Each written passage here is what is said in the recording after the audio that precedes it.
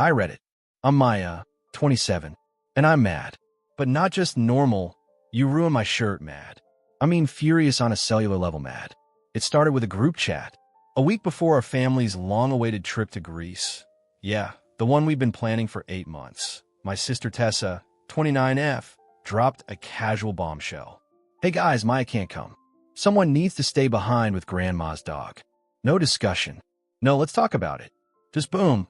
My name's off the ticket like I was an unpaid intern. I literally had to reread the message 5 times. Like, am I hallucinating? She didn't even tag me. Just assumed. Declared it like a dictator in a group text full of passive-aggressive emojis. I called her immediately. Are you serious? She was like, well, someone has to stay. You know Grandma's situation. Yeah, I knew Grandma's situation. Mild dementia, needs meds with meals, can't walk the dog far. But we'd already arranged for her neighbor, Bev, to stop in twice a day. Bev has a key. She's a retired nurse. This was all planned. So what changed? Tessa's voice got weirdly defensive. Look, Bev's going out of town last minute. I didn't want to tell you because I figured you'd just say no. You figured right. I snapped. So, instead you just assign me? Like I'm a backup babysitter? And here's where she really lost me. She said, I thought you'd be okay with it. I mean, you're not really doing anything right now. I swear to God, that sentence lives in my skull now like a parasite. For the record, I freelance from home. Graphic design. Bills get paid. But in Tessa's world, if you're not showing up in a pantsuit, your time doesn't count. Anyway, our parents totally took her side. It's just one trip, Mom said. You'll go next time. There won't be a next time. Not with them. Not after this. So yeah, I got stuck in Grandma's house, watching her dog, alone. The dog's name is Toby, an 11-year-old blind Bichon with a god complex. Barks at reflections, refuses to pee if it's raining. His medication schedule is more intense than mine. And Grandma? She's sweet, but she forgets who I am sometimes. Keeps calling me Joyce. Joyce was her Avon lady in the 90s. But here's where it gets really messed up. On day 3 of this vacation from hell, I found something. I was looking for Toby's meds in the upstairs bathroom, a place no one's really used since Grandpa died, and I found a taped-up box behind the towels in the linen closet. Like weirdly taped, as in someone didn't want it opened. Inside, letters. Dozens. Addressed to Tessa. Handwritten. From Grandpa. Now, Grandpa died when I was 19. Tessa and I were both in college when it happened. We were close to him, or at least I thought we were. But I didn't recognize the tone of these letters. The first one started like this. Tessa, if you're reading this, it means you've found the key. You promised you wouldn't look early. The key? I checked the box again. Hidden under the papers was an old brass key, labeled Garage 1997. Weird. The garage hasn't been used since before Grandma moved in with us last year. It's more of a dusty storage unit now. I read another letter. I know you're angry. But what happened with your mom and the house wasn't your fault. You need to understand what she did before you make your choice. It's all in the red folder. You said you'd wait. What the hell? I sat on the floor, letters spread around me. Toby licking my ankle like it was a popsicle. And my brain was spinning. What red folder? What choice? And how come I didn't know anything about this? I was supposed to just feed the dog, take him for walks, maybe watch some trash TV with Grandma. But now I'm holding these letters like they're radioactive, and suddenly it feels like I'm the only one in the family who wasn't in on something. So I did what anyone would do when the world stops making sense. I went to the garage, and what I found there, let's just say, this trip isn't about the dog anymore. So, let me paint the scene for you. It's 11:38 p.m., and I'm standing in my grandma's backyard holding this old brass key from a dead man who apparently left my sister a box of secrets. Toby's waddling behind me, snorting like a gremlin, probably thinking we're going out for his late-night pee. Nope. Sorry, bud. We're going treasure hunting now. I get to the garage. Dusty as hell. Smells like rust and old paint. The lock hasn't been touched in years, but the key slides in like butter. Click. Inside, it's dark. I pull the cord for the light, and it flickers on after a few tries. Cobwebs everywhere. Broken lawn chairs. A busted treadmill. But in the far corner, under a ratty old tarp, a red metal filing cabinet. Yeah, a red folder. Hug Grandpa. You really meant red cabinet. The top drawer's locked. Of course it is. But guess what was taped under the box of letters? Yep, a second key. At this point, I swear I was shaking.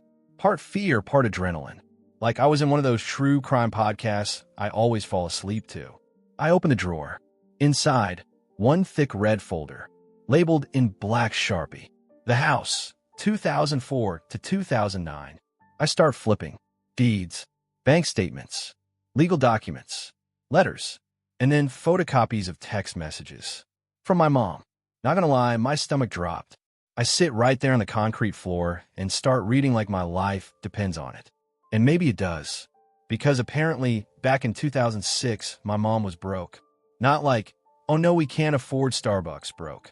I mean, secret second mortgage on Grandma's house broke. And here's the kicker. She forged Grandma's signature to get the money. Yeah, let that sink in. There's even a letter Grandpa wrote to their lawyer, explaining everything, trying to protect the house in case something ever happened. I can barely breathe at this point. Because if Grandpa knew about this, why the hell didn't anyone ever say anything? Why didn't I know? Then I find another letter. Short, scrawled like he wrote it in a rush. If Maya ever finds this, tell her I'm sorry I couldn't protect her from this. I always hoped you'd do the right thing, Tessa. But if you're reading this, maybe you didn't. I froze. He knew. He knew my sister was in on it. Back in the house, I sat at the kitchen table for like an hour, staring into space while Toby chewed on a slipper like it owed him money. How long had Tessa known all this? Was this why she didn't want me to come on the trip? Was this the real reason she volunteered me as tribute? And most of all, what was I supposed to do with this? I didn't sleep that night. Every time I closed my eyes, I kept seeing my grandpa's handwriting. I kept hearing Tessa's smug voice from the group chat. Maya can't come. Like she wanted me far from Greece. Far from Mom. Far from wherever they were planning to pretend everything was fine. But here's the thing. I'm not the quiet one anymore. I'm not the one they can shove in the background. Not after this. The next morning, Grandma's sitting at the kitchen table, eating oatmeal like it's her last meal on earth. She looks up and says, "Oh, Joyce, there you are. Did you feed the cat?" "We don't have a cat." I fake a smile. "Yep, cat's fed. Toby's asleep at her feet, drooling." I want to ask her about the house. About 2006. But I don't know if she'd even remember. I don't even know if it would help or just confuse her more. So instead, I do something worse. I call Tessa. She picks up on the third ring. "What?" she says, like I'm the one inconveniencing her. "Why didn't you tell me about the house?" I ask. Calm. Cold. No emotion. There's a long pause. Then, "What are you talking about?" I found Grandpa's letters. The red folder. The forgery. The second mortgage. All of it. Another pause. Longer. Then she sighs. "I knew you'd go digging. No, you knew I'd stay quiet. That's what you were banking on." "Maya, it's complicated." "No, it's not. Mom stole from Grandma. Grandpa covered up. And you knew. You let me sit here playing dog sitter while you ran off, pretending everything was fine. Do you even understand what was happening back then?" she snaps. Mom was losing everything. Dad had just left. We were drowning. Grandpa made a choice. He didn't want you involved. "Bullshit," I say. "He didn't trust you. That's why he left the letters. That's why he left the key. For me." Tessa goes quiet again. Then she says, in that low voice she uses when she's cornered, "You don't know what you're getting into, Maya. Just let it go. Let go." I hang up. By noon, I've scanned every document in that red folder, uploaded them all to a secure drive, sent copies to my email, to a backup email, to a flash drive I plan to tape under my damn car if I have to. And then I do something even crazier. I call my uncle, Dad's brother, the one who hates my mom, the one who always said she was bad news and lipstick. He picks up with a grunt. "Hey, Uncle Tom, it's Maya. I found something. I think you're going to want to see it." I didn't expect Uncle Tom to call me back so fast. I had barely hit send on the email with Grandpa's folder when my phone rang. No hi. No how's Grandma. Just, "Where the hell did you find this?" I told him. The letters. The key. The garage. Everything. He went silent for a minute, and then, real quiet, he said, "I always knew she was shady. But this is criminal." By she, he meant my mom. Let me back up for a second. Uncle Tom and Mom haven't spoken in over a decade. Family drama, money fights, something about a will that mysteriously disappeared after Grandpa's stroke. You know, the usual holiday tension. Anyway, he asked me if I'd shown the docs to anyone else. Just Tessa, I said. He groaned. Of course. Within an hour, I'm on a Zoom call with Tom. He's pacing around his home office, which looks like it hasn't changed since 2003, wood paneling, dusty model airplane behind him, and a framed World's Best Uncle mug on the shelf. He's reading through the scanned files like a detective in a Netflix docuseries. This letter from the lawyer, he says, zooming in. It proves intent to transfer ownership. This is huge. And here, your mother took out a helic loan against the house using your grandma's forged signature. That's straight up fraud. I'm sitting there, nodding, heart pounding. So what do we do? He leans in, dead serious. We go nuclear. Meanwhile, Grandma is napping in the recliner, snoring like a chainsaw. Toby is curled up under her blanket like a furry gremlin. And my phone keeps buzzing. Tessa, you talk to Tom? Seriously, Maya? Tessa, do you have any idea what you're doing? Tessa, call me back. Now. Yeah. No thanks. Instead, I text Mom. First time in weeks. Me. We need to talk. About the house. About Grandpa. No response. Not even the little typing dots. That told me everything I needed to know. By the next morning, things were already spinning. Uncle Tom forwarded the folder to a lawyer friend of his. They said the documents were solid. If Grandma's mental capacity was confirmed, and she signed a statement now, we could initiate a full investigation. It hit me like a truck. We weren't just dealing with old secrets. We were about to blow up the entire family. Later that day, Tessa showed up. No warning. No, hey, I'm flying back from Greece early. Just me opening the front door to find her standing on the porch in leggings, sunglasses, and rage. I didn't say a word. Just stepped aside. She walked in like she owned the place. You sent everything to him? She snapped, tossing her bag on the couch. I did, I said. Toby growled from under the table. My boy. Tessa whipped off her sunglasses. Her eyes were bloodshot. You don't get it. You don't understand what you've done. You're right, I said. Explain it to me. Why did Mom do it? Why did you help cover it up? She looked down at her hands, picked at her cuticle. I was 18, she said finally. Dad had just walked out. Mom was drowning. I didn't even know what she was doing until it was already done. But you knew later, and you still didn't say anything. I try, Maya, she snapped. You think I like lying to Grandpa? Watching him waste away thinking Mom still had his back. Then why stay quiet? She hesitated. Her voice dropped to a whisper. Because she told me if I said anything, we'd lose everything. The house, the money, even college. She said she'd cut us off. Us. She meant me too. Mom used me as leverage. My stomach twisted. So you decided I didn't need to know. Again, I said coldly. Just like the trip. Just like everything. Tessa didn't answer. That night, Uncle Tom came over. Yep. Drove 3 hours just to look her in the eye.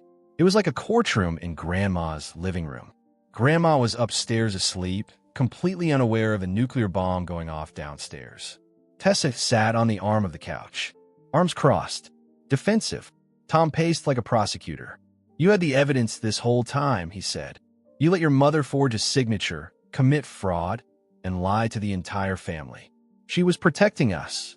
Tessa shouted. No, she was protecting herself, he snapped back. I just sat there, quiet, watching. Then Tom turned to me. You've got a choice, Maya. We can take this legal, or we can confront your mom together. Get a confession. Maybe we salvage this before it turns into a public disaster. I didn't answer right away. I looked at Toby, who had fallen asleep with his head on my foot. I thought about Grandma, who still thinks I'm Joyce half the time.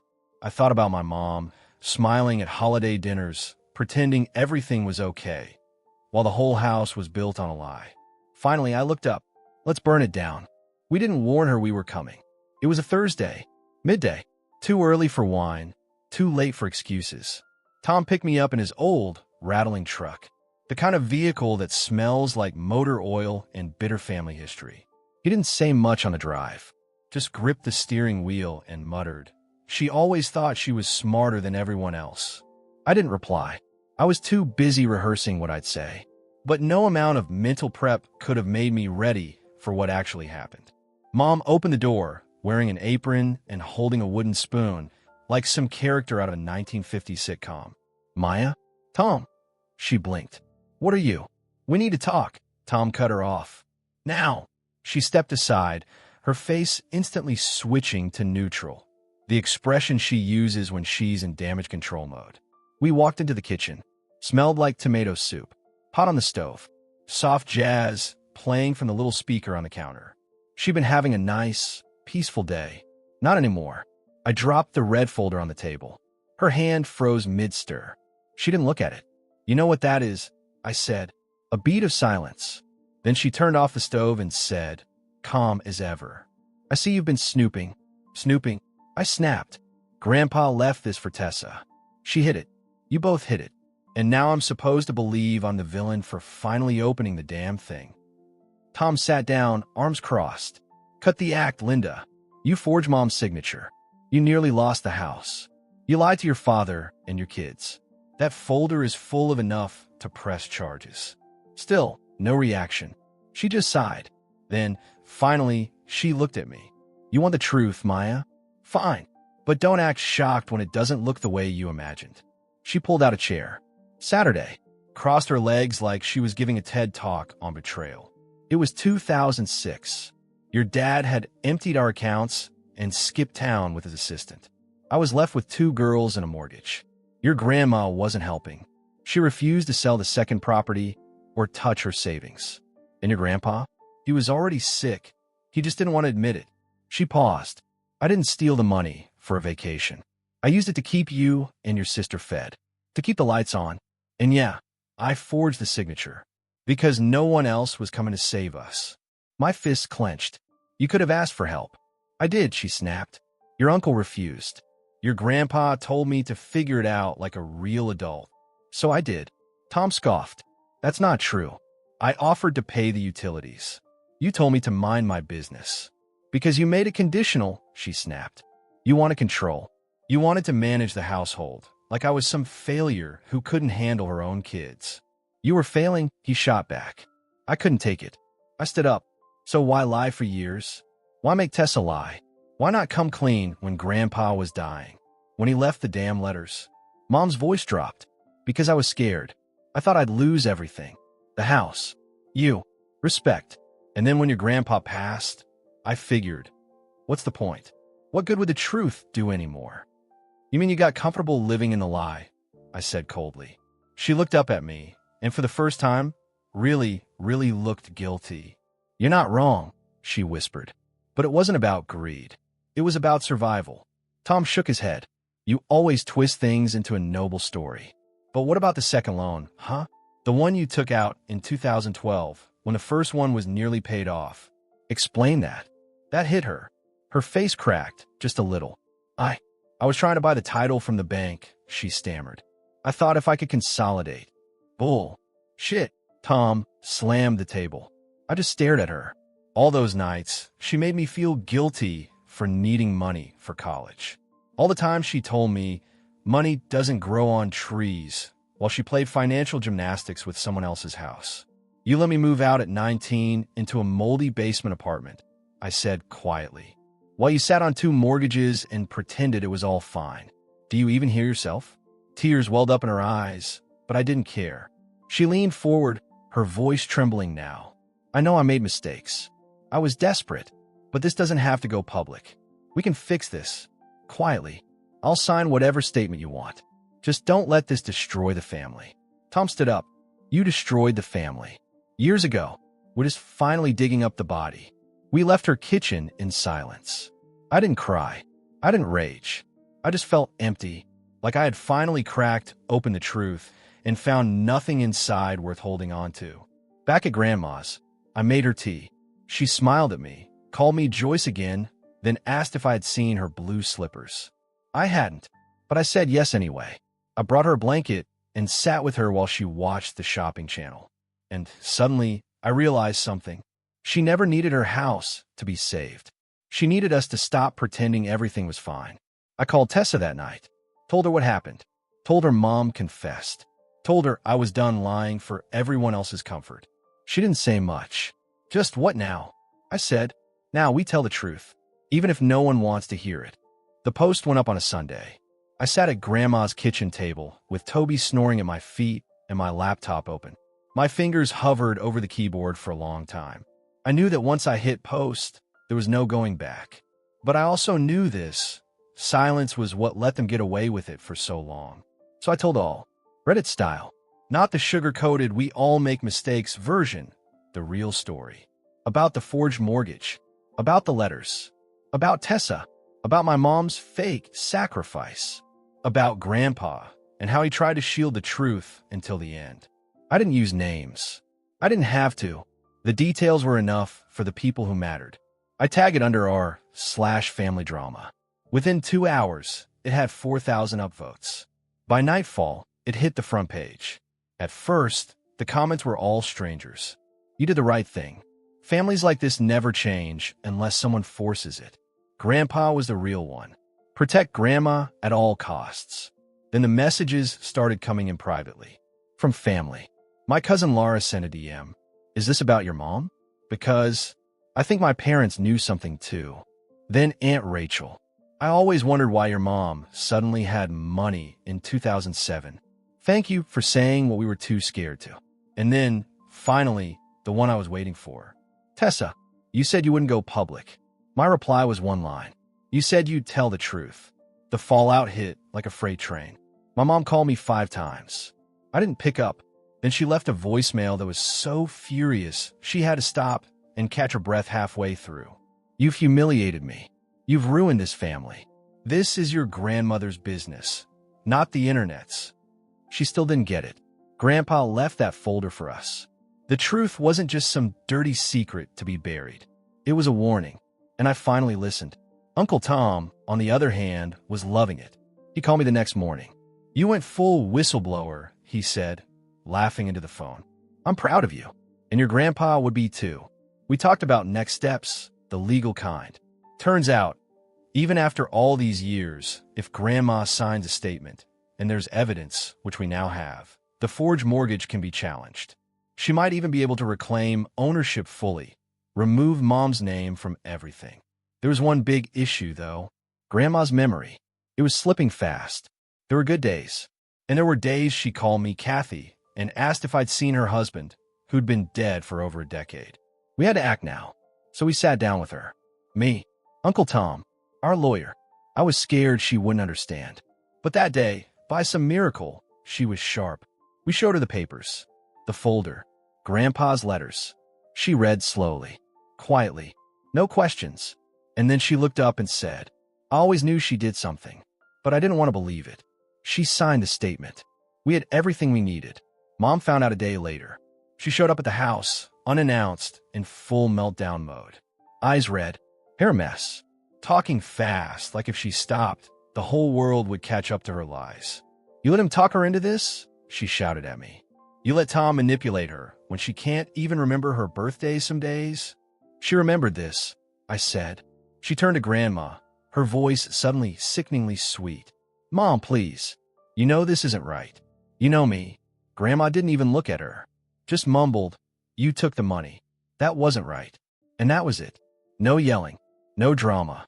Just the truth, standing in the open, ugly and unchangeable. My mom left without another word.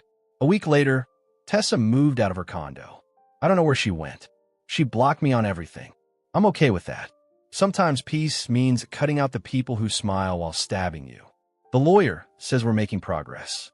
It'll take months, maybe a year, but there's a strong chance the house will be returned fully to Grandma's name. Mom will lose all her control. No more fake caretaking. No more guilt trips. And Toby? Still alive. Still barking at shadows. Still refusing to poop unless it's in the neighbor's yard. So yeah, that's the story. I was the sister who stayed behind to watch Grandma's dog. But I ended up exposing a 15-year lie, blowing up my family, and becoming the villain in my mother's version of events. And honestly, I'd do it again, because someone has to stay.